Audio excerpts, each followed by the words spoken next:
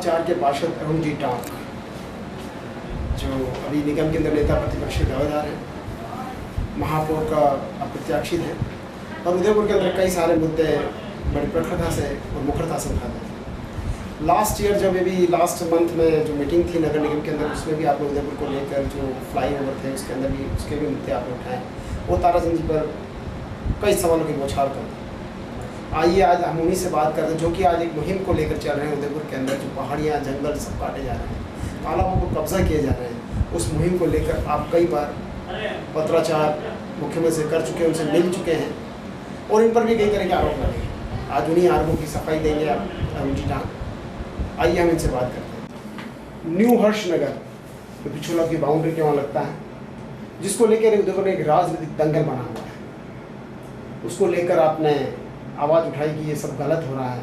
New item में भी आपने बात की है, तो सर आपको कैसे लगा कि क्या गलत चल रहा है, क्या हो रहा है? नमस्कार उदयपुर, मैं अरुण टाक।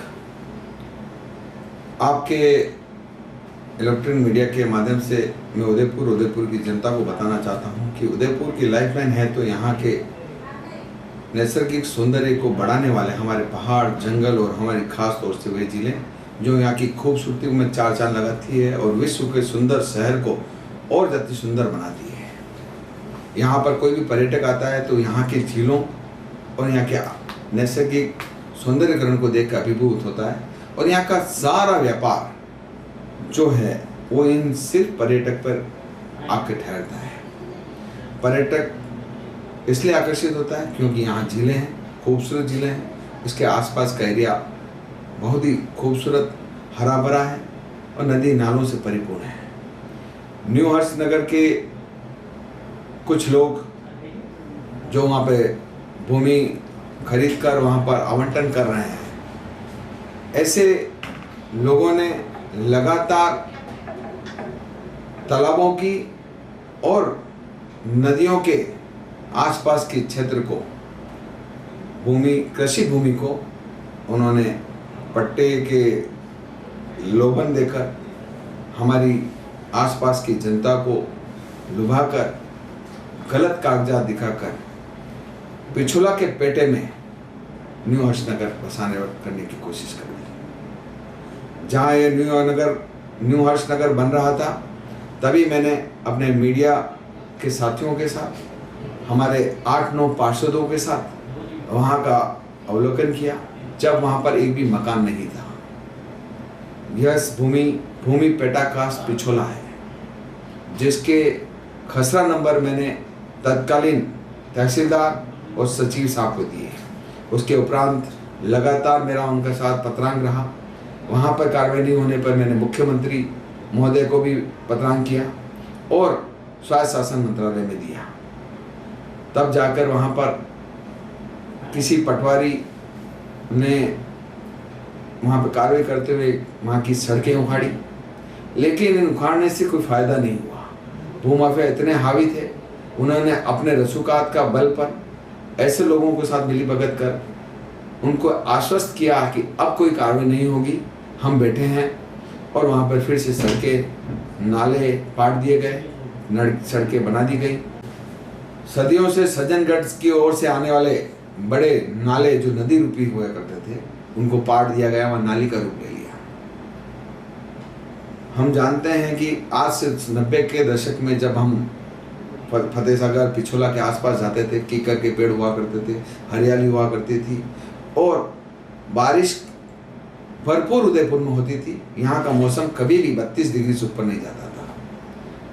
पारिस्थितिक संतुलन बिगड़ने के कारण ऐसी भौगोलिक परिस्थितियाँ भूमाफियाओं द्वारा पैदा कर दी गई, जहाँ नदी नालों के आसपास के कैचमेंट एरियो में आवासीय कहकर प्लॉट काट कर वहाँ पर बस्तियाँ बसा दी गई, जिसके कारण जंगल नष्ट हुए, पानी की आवाज़ खत्म हुई और जंगलों के इफेक्ट से हमारे यहाँ की बारिश कम हुई और हम लोग आज इतनी 48 डिग्री टेम्परेचर में आ गए। जो शहर विश्व के मैप में सबसे सुंदर कहलाता है और कहलाता रहे, यदि हम सब साथी मिलकर इस मुहिम को आगे चलाएं।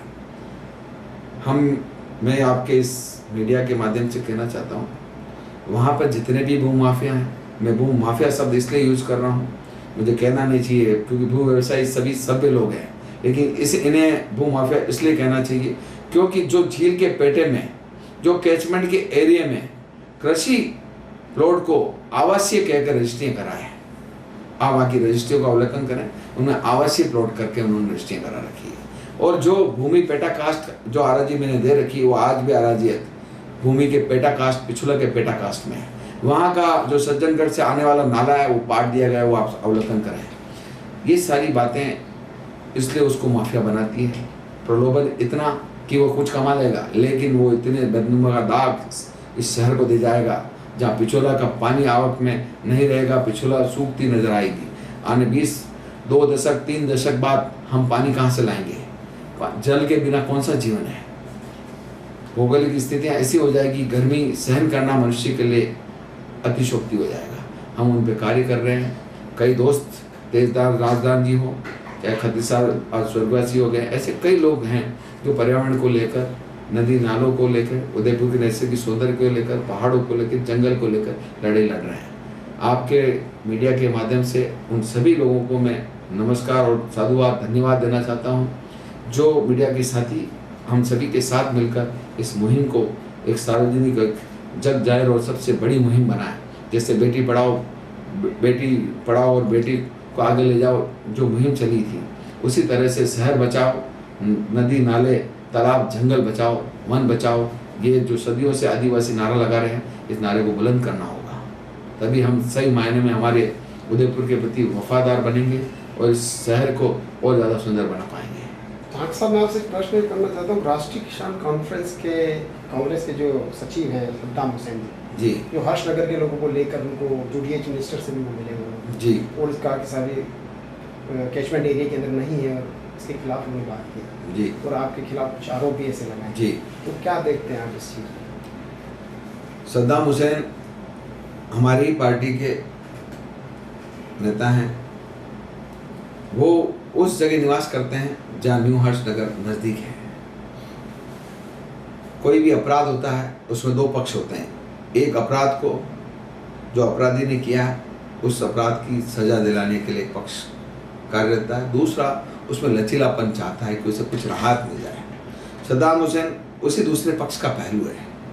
सद्दाम जी ने जो प्रातःकाल की लाइनों पर जब मुझसे मिले और उन्होंने कहा कि अरुण जी, मैंने किसी तरह से अरुण टांक शब्द का उपयोग नहीं किया, किसी लीडर का उपयोग, नाम का उपयोग नहीं किया, क्या पता क्यों संवाददाता ने या संबंधित रिपोर्टर ने इस तरह की उक्त लाइनें कही है, जो कि उन्होंने स्क्रिप्ट सीन जो उनके फ़ोन में थे वो भी उन्होंने दिखाए, जिसका पूरा प्रकरण को समझते हुए न्यूज़ 27 भरत मिश्रा जी ने भी उनका लाइव लिया, जो उनके कैमरे में भी कैद है।